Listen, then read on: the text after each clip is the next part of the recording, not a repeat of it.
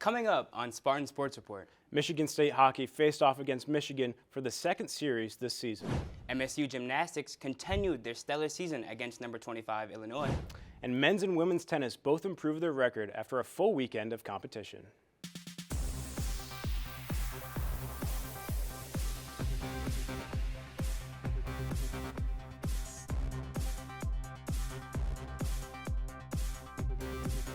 Welcome into another edition of Spartan Sports Report. I'm Deshaun Johnson. And I'm Jason Laplov. Deshaun, we had Spartan sports playing all across the country this week, so let's get right into it, starting with men's basketball. Michigan State traveled to Minneapolis to take on the Minnesota Golden Gophers. The Spartans held a 9-point lead with Tyson Walker leading the way with 20 points. But in the second half, MSU struggled at the line and couldn't hold on as they lost 59-56. The Spartans were looking to bounce back against the 10th-ranked Illinois Fighting Illini with major postseason implications on the line. Prior to tip-off, MSU was rated as a 10 seed or worse for March Madness according to multiple projection sources, making the game a must-win.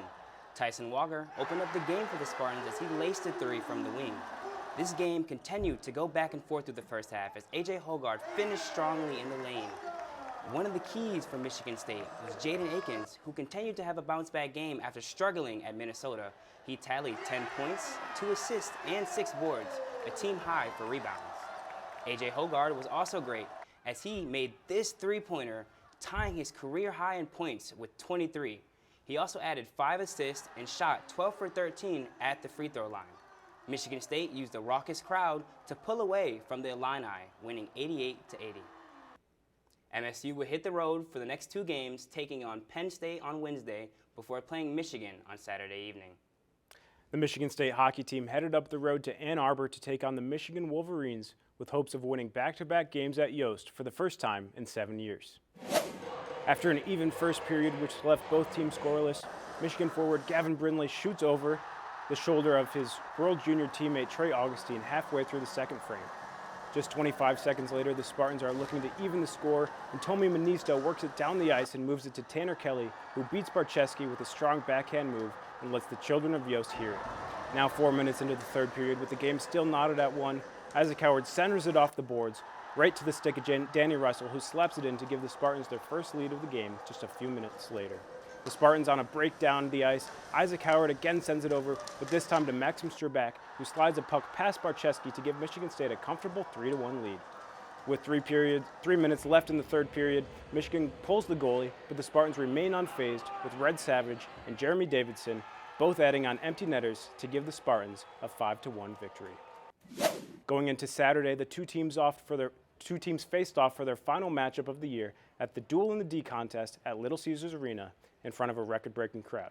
The Spartans are on the attack here, and the puck is tipped in by Tommy Manisto again to Tanner Kelly, who puts the puck past Barczewski to put in the Spartans on the board. This is Kelly's second straight game, scoring in his 7th of the season. On to the second now, and Michigan's on the power play. Gavin Brindley finds Dylan Duke off the circle, and he puts one in to tie the game. Nash Nienhuis now firing one on the net, and it's left for Tiernan Schaude, who jumps on the rebound for his 3rd of the season, regaining the lead for Michigan State, and the Monsters are loving it on the glass. Tanner Kelly with an impressive effort here, dropping a backhand pass to Carson Dorwart, and he'll find the back of the net, putting Michigan State up 3-1. Now to end the second, a late shot by Rucker McGrody starts a fight behind the net. He goes to the box for unsportsmanlike conduct, and the Wolverines start the final period down 1 man. Michigan looked to get back into the game. Coming into the third, and despite a low shot count, it's Gavin Brindley who regains hope for the Wolverines as he scores with 10 minutes left in the game. Now, down a goal, Michigan trying to find an equalizer, but Augustine just does what he does best, reflecting shot after shot and giving Michigan State the chance. The Spartans secure their 3rd straight victory, 3-2, over rival Michigan, and take the Iron D Trophy back to East Lansing for the first time in 7 years. Michigan State is now 27-3 overall and 14-4-2 in the Big Ten, which is good for 5 points ahead of second place Wisconsin in the standings. Michigan State moved up 3 places in the USCHO poll to number 6, and with their 20th win of the season, they secure home ice advantage in the Big Ten tournament. MSU gymnastics looked to pick up a victory against number 25 Illinois on Friday night. The Spartans were looking to remain undefeated in front of a packed Jennison Fieldhouse, and sophomore Sage Kellerman led the way with a 9.925 on the vote. In the second rotation, Delaney Harkness earned the highest score on the uneven bars as the senior also received a 9.925. On the beam, junior Gabby Stephen also got a 9.925, the best score for MSU and the second highest in the meet.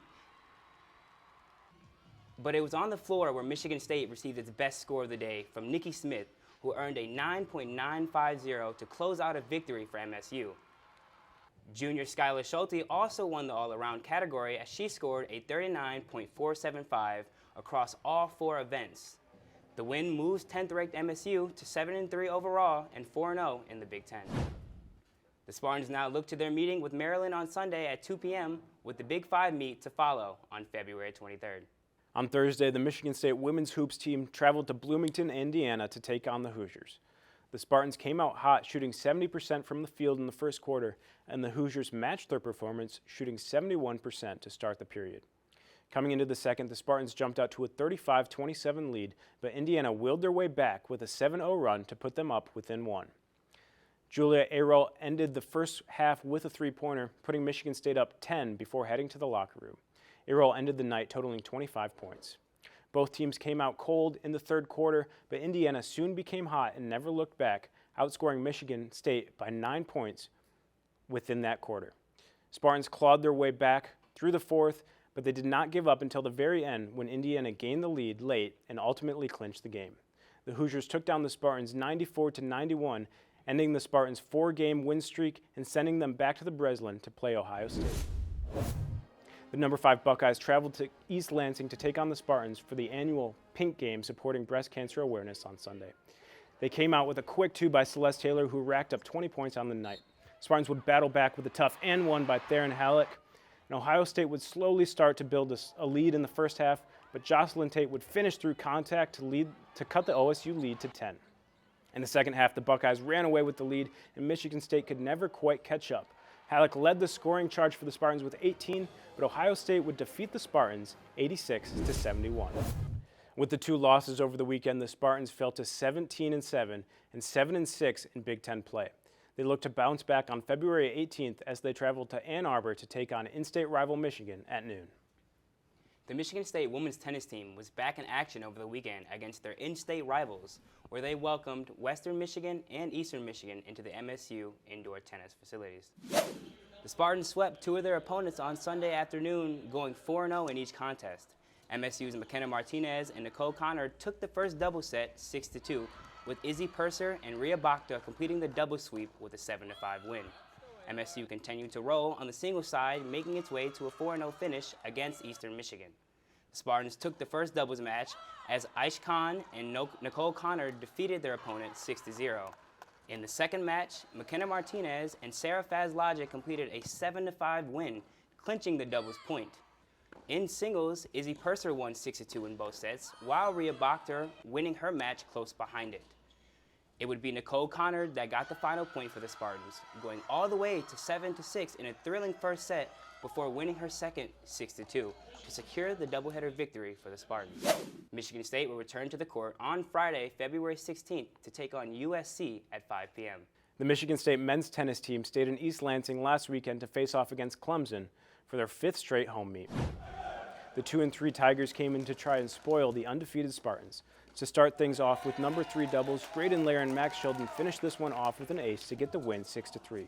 To finish up doubles, Ozan Barish and Ronald Homan clinched this back-and-forth rally to win 6-4, securing the doubles point for the Spartans. Now we move on to single. Here's Ronald Homan again blazing this forehand past Ruhei Azuma to win this match 6-2 and 6-4. Now over to number 2 singles. Here's Ozan Barish with a beautiful ace to finish off Vizam Abderrahman. Trey Stinchcomb couldn't return this volley from Max Sheldon, putting the Spartans up 3-0 in singles. Michigan State lands on top, beating Clemson 6-1 and improving their record to 9-0 for just the second time since 1960. The 16th-ranked Spartans will face off against Vanderbilt in Nashville on Saturday, February 17th. Michigan State track and field competed in 3 different events across the country this weekend.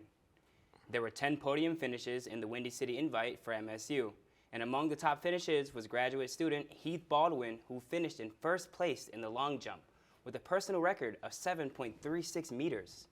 In Boston, graduate student Lauren Freeland ran a 4-minute, 33-second mile in the Dave Hemery Invite, Her performances set her up in a good position to qualify for the NCAA championships in March. The Spartans set 49 personal records over the weekend. The final regular season matches will take place this weekend before the Big Ten championships on February 23rd. The Michigan State softball season started this weekend as the team traveled to Boca Raton, Florida to compete in the Paradise Classic tournament. The Spartans faced off against the Ohio Bobcats for their first game on Friday, but were shut out 9-0 in 5 innings after only managing 3 combined hits as a team. The next game against Marshall was a tight one. Michigan State senior pitcher Liv Gray had 6 strikeouts to hold Marshall to only 1 run. The Spartans, however, could not get their bats going to put any runs on the board and lost 1-0. Michigan State had its best game of the weekend on Saturday when they faced number 12 Arkansas with sophomores Britton Bashirs and Hannah Hawley both hitting homers to start their season. However, it wouldn't be enough as Arkansas came out on top 6-5. The Spartans faced Marshall again where they lost 10-1 in another 5-inning game. In the final game of the weekend, Michigan State took a 2-0 lead against tournament host Florida Atlantic with an RBI from Bashirs and a home run from freshman Jaya Butler. But the Owls then scored 4 runs in the bottom of the 6th and put them on top to take the victory 4-2. The Spartans now have an 0-5 record to start the season and look to bounce back next weekend at the Maverick Invitational in Arlington, Texas. That'll do it for this week's coverage of Spartan Sports Report. Check us out on all of our social media handles below. Also be sure to check out continued coverage on the Spartan Newsroom website. I'm Jason Laplow. And I'm Deshaun Johnson. We'll see you next week.